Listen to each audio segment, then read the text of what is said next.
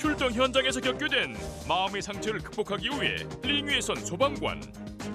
프로 격투기 선수로 변신해 술로도 달래지 못한 고통을 자신과의 싸움으로 이겨낸 것인데, 외상 후 스트레스 장애를 딛고 멋진 도전에 나선 신동국 소방장을 사건 현장에서 만나본다. 좀 화면에 눈빛이 다릅니다. 오늘 함께 사는 세상의 주인공인데요. 트라우마를 딛고 새로운 도전에 나선 소방관의 얘기입니다. 이 소방관이 되기로 결심한 계기가 있었다고 하는데요. 그 계기가 특별했다면서요? 네, 신동국 충북 소방본부의 순환구조대 소방장입니다. 지금 봐서는 격투기 선수 같지 않습니까? 예. 지금 보시다시피 특전사에서 5년 6개월을 근무를 했어요. 그리고 전역을 했는데 이제 사회생활을 준비하던 그 시절에 아버지하고 차를 타고 달리던 길이었나 봐요. 그런데 1톤 트럭이 외벽을 들이받고 이 전복되는 교통사고를 목격을 합니다. 근데 아버지가 차를 갓길에 대고 그 차를 향해서 달려가는 거예요. 그러니까 아들도 역시 달려가는데 갑자기 너무 두려운 마음이 들었답니다. 근데 아버지는 서슴없이 그 차문을 열고 다친 사람을 확인하고 있었죠. 근데 다행히 늦지 않게 따라는 가서 함께 참여는 했는데, 그때 이제 119 구조대가 와서 상황을 깔끔하게 정리하고 부상자들을 싣고 운반하고 이런 걸 보면서 멋있다. 유니폼도 멋있고 저 전문적인 능력이 너무 부럽다. 그래서 그때 소방관이 되기로 결심을 했다는 거예요. 예. 그리고 이제 도서관에 아침 8시에 가서 자정까지 공부를 한 결과 7개월 만에 드디어 이 소방관 시험에 특히 구조 특채로 합격을 했습니다. 예. 그러니까 특전사에서 또 있었고 네. 또 저희가 특전사 근무했던 사진 본데 몸이 장난이 아니라 보통 대단한 분인데, 소방관이 되고 나서 이제 사고 현장을 종횡무진하면서 누볐는데요. 소방관으로서 역할을 다하던 이 신동국 씨에게 어느 날 예기치 못한 증상이 나타났습니다. 신동국 소방장에게 직접 들어봤습니다. 처음에 이제 소방관이 됐을 때는 뭔가 현장에서 어떤 역할을 하고 싶은 막 그런 영웅심 같은 게 이제 굉장히 많았어요. 그래갖고 이제 막 출동도 기다려지고, 그렇게 이제 한 3년, 4년 해서 한 5년 가까이 근무를 하다 보니까 이제 뭐 외상후 세스장이라는 뭐 그런 얘기를 많이 들었었어요. 근데 그런 거는 나하고는 좀 동떨어진 그런 얘기일 거라고 이제 생각을 했거든요. 어느 날부터 좀 불면증이 이제 시작되더라고요. 겨우 잠이 들어도 이제 악몽 같은 것 때문에 힘들었어요. 그리고 불안 증세 같은 게 좀 점점 많아졌어요. 현장에 있었던 어떤 그런 이제 사고들 있잖아요. 뭐 그런 끔찍한 사고들. 근데 그런 것들이 저 본인이나 저희 가족들한테 이제 이런 사고가 일어나지 않을까 하는 뭐 이런 갑자기 불안함이 이제 생기기 시작하는 거예요.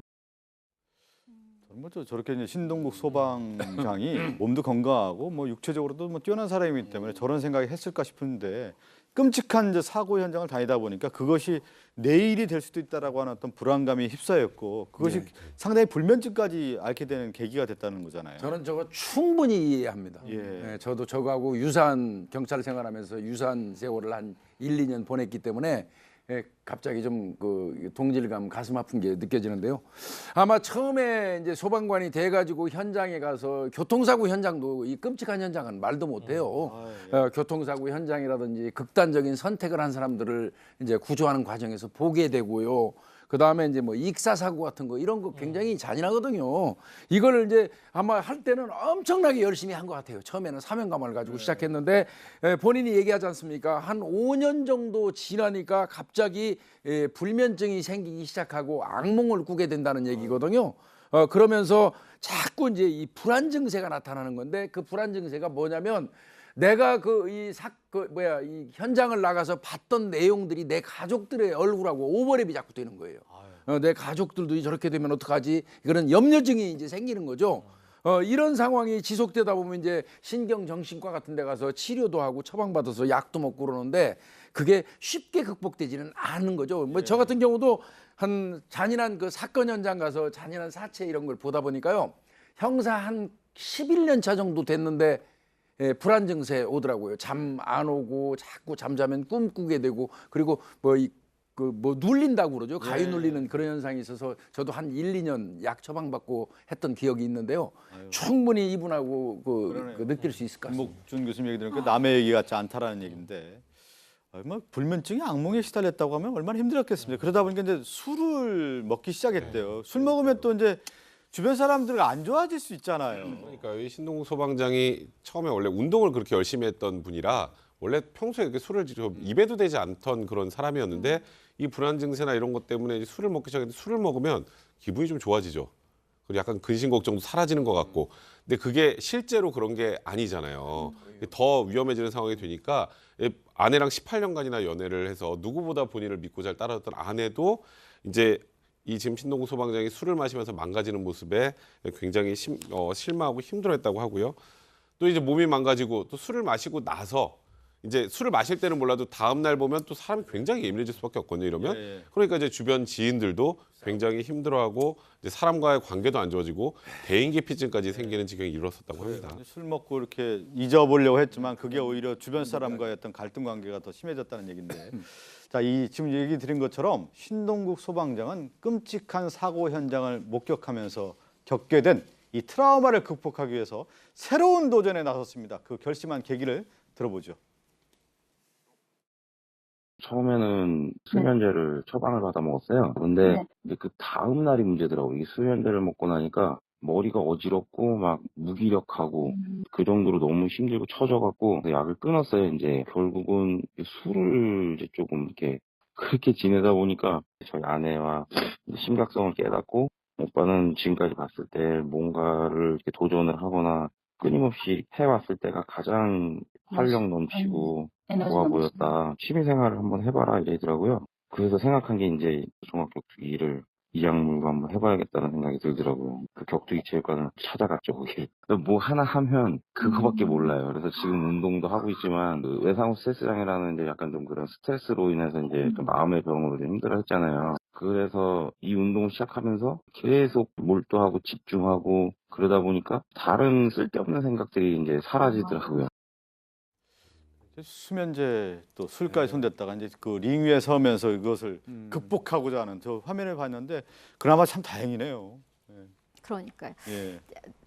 제가 볼 때는 그 지금 모습이 굉장히 건장하고 멋지지만 마음이 타고날 좀 여리신 분이 아닐까 하는 생각이 들어요. 폭력이나 이런 것들에 조금 그렇고. 근데 어쨌든 남성이기 때문에 본인의 얘기로는 남자로 태어났으면 누구나 그렇듯이라는 이제 이야기를 붙이시면서 군대 시절부터 종합격투기에 굉장히 관심이 있고 이 동경은 했었대요. 그렇더라도 나와는 무관한 세계다라고 생각을 했는데 2008년에 소방관이 되고 또 2009년에 바로 소방관이 된 지 1년 만에 전국 소방왕 선발 대회에서 최강 소방관 부문 1위를 수상하기도 했거든요. 그러다 보니까 스스로 내가 이 정도면은 내 체력에 어느 정도 자신감을 가져도 되지 않을까 싶어서 소방관이 된 지 2년 만에 2010년에 종합격투기 일단 처음 입문을 했어요. 근데 그 당시 입문을 하자마자 자신의 상대가 중학교 3학년 아이였는데 중학교 3학년 아이한테 매번 얻어맞았다고 합니다. 그러다 보니까 내가 나름 최강 소방관 1등 출신이고 특수부대 출신이다 자부를 했는데 중3짜리 아이한테 계속 얻어먹네. 그리고 맞다 보니까 이 맞는 것에 대한 또 두려움이 있어서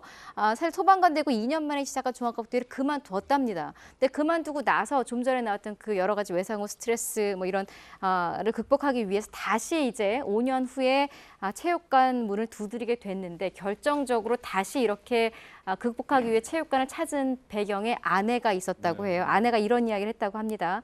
이제 남편에게 당신은 새로운 일에 도전했을 때 가장 활력 넘쳐 보이고 멋있더라. 그러니까 한 번쯤 취미생활을 한번 해보면 어떻겠느냐라고 아내가 조언을 해줘서 이번에는 내가 극복하지 못했던 이중격투기를 꼭 하겠다는 오기로 외상후 스트레스도 고치고 말겠다라는 오기로 다시 시도를 하게 된 겁니다. 취미생활을 넘어서 근데 이제 프로까지 데뷔했단 말이에요. 그러니까 이제 종합격투기를 처음 시작하고 이제 6년째, 그러니까 37살 때 다시 시작을 하게 된 거잖아요.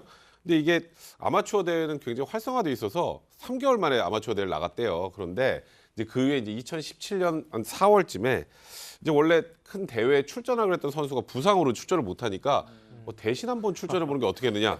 그래서 그래요? 그래서 그럼 난 나가보겠습니다. 흔쾌히 수락을 하면서 격투기 시작한 지 1년 만에 프로로 데뷔하게 됩니다. 그러면서 이제 신동국 씨가 멋진 포부를 밝혔습니다.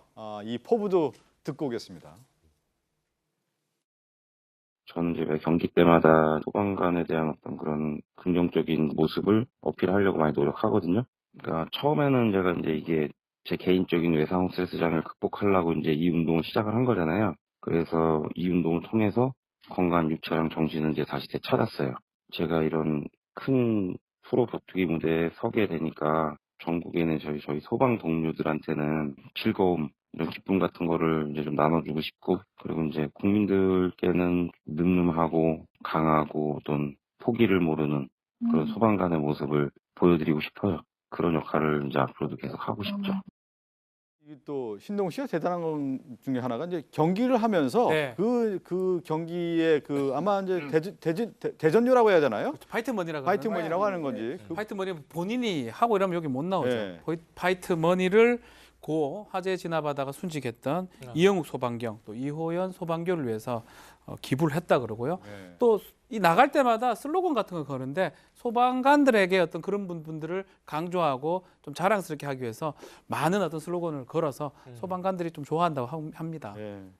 또 그 당찬 포부 또 꿈까지 밝혀서 네. 이 신동국 씨의 어떤 그 저 늠름한 모습뿐만 아니라 미래까지도 생각할 수 있었어요. 예, 이 꿈은요. 포부는 네. 하나입니다. 격투기를 통해서 예. 소방관으로서의 메시지를 국민들에게 전달하겠다. 앞으로도 계속 듣고 보게 되기를 기원합니다. 네, 저 뛰는 모습 보니까 야 진짜 멋있습니다.